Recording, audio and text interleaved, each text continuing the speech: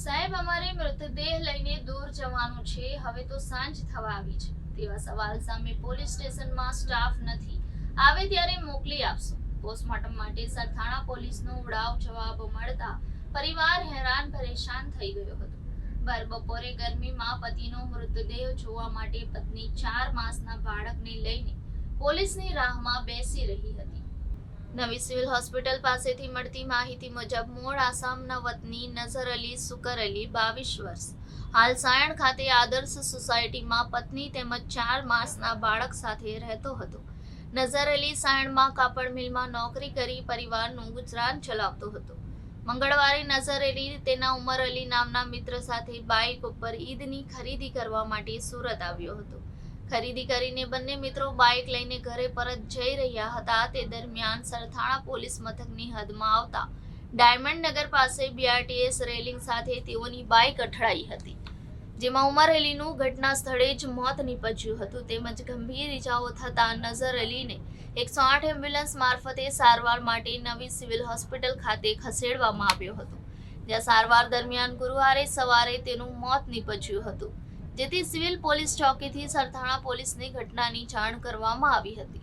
સરથાણા પોલીસને જાણ કરવાના 22 કલાક સુધીનો સમય વીતી ગયો હોય તેમ છતાં પોલીસ સ્ટેશનથી કોઈ પોલીસકર્મી નવી સિવિલ હોસ્પિટલ ખાતે આવ્યો ન હતો. અકસ્માતનો બનાવ હતો, જેથી મૃતદેહનું પોસ્ટમોર્ટમ કરાવવું પણ જરૂરી હતું, જેથી પતિના મૃતદેહને જોવા માટે નઝર અલીની પત્ની તેના 4 માસના બાળકને લઈને બપોરે ગરમીમાં પોલીસની રાહ જોઈને બેઠી હતી.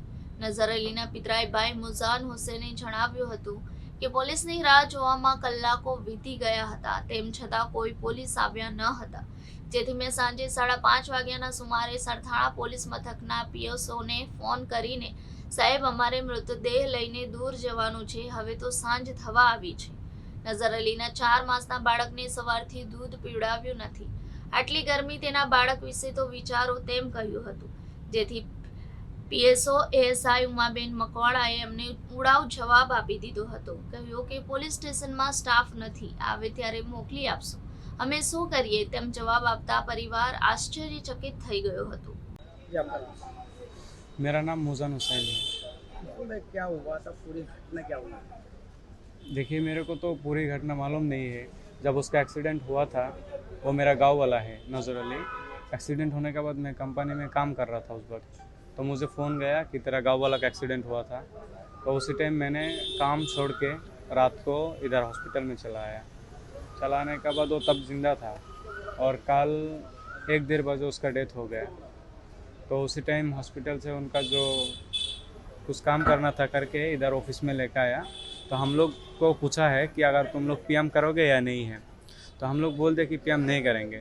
तो उसने बोला तो थोड़ा सा काम है, ये करने के बाद तुम चला जाने का। तब 2 बज रहा था, तो उसी टाइम बोला कि पुलिस आएगा, तुम लोगों को पूछताछ करेगा, फिर उसके बाद तुम बॉडी लेके जा सकते हो। तो हम पुलिस के लिए इंतज़ार कर रहा था। पुलिस आते आते 5-5:30 बजे आ गया।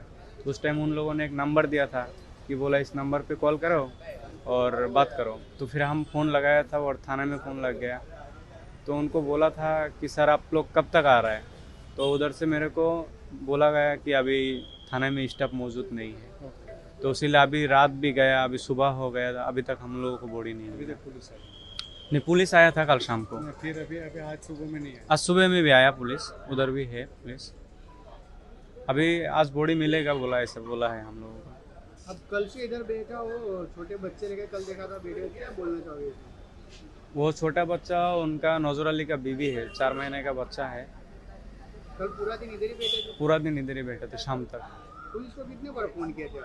2 बार फ़ोन किया था मैंने। क्या जवाब आया? उन लोगों ने बोला कि स्टाफ मौजूद नहीं है। મારો આ જે મૃતક છે એ મારો ફ્રેન્ડ છે નૂર અલી. હવે કાલે એ લોકો પરમ દિવસે 2 જણા જતા હતા, તેમાં એ લોકોનું કડોદરાવાળા રોડ પર એક્સિડન્ટ થઈ ગયું, બરાબર છે. તો 2 જણા ડિવાઈડર પર ગાડી લાગી ગઈ, તો 2 જણા એક્સપાયર, એક કાલે એક્સપાયર થઈ ગયો અને એક પરમ દિવસે એક્સપાયર થઈ ગયો. હવે કાલે હાલમાં પોઝિશનમાં એવું કે 1 વાગે જેવો ફોન આવ્યો કે તમારો જે ફ્રેન્ડ છે તે એક્સપાયર થઈ ગયો છે, તમે આવીને બોડી લઈ જાઓ.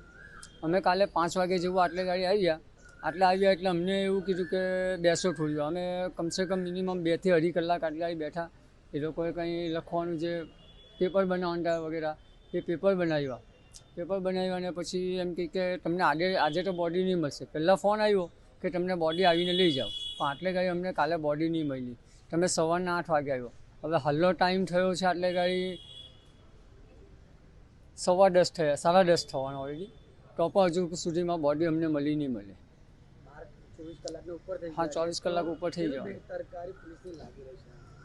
કાલે અમને જ્યારે માંગી ને બોડી ત્યારે એમ કે અમારા સ્ટાફમાં અત્યારે કોઈ નહીં મળે, એટલે તમે કાલે 8 વાગે જેવું આવો. હવે આ તો બેદરકારી જેવું જ કહેવાય ને.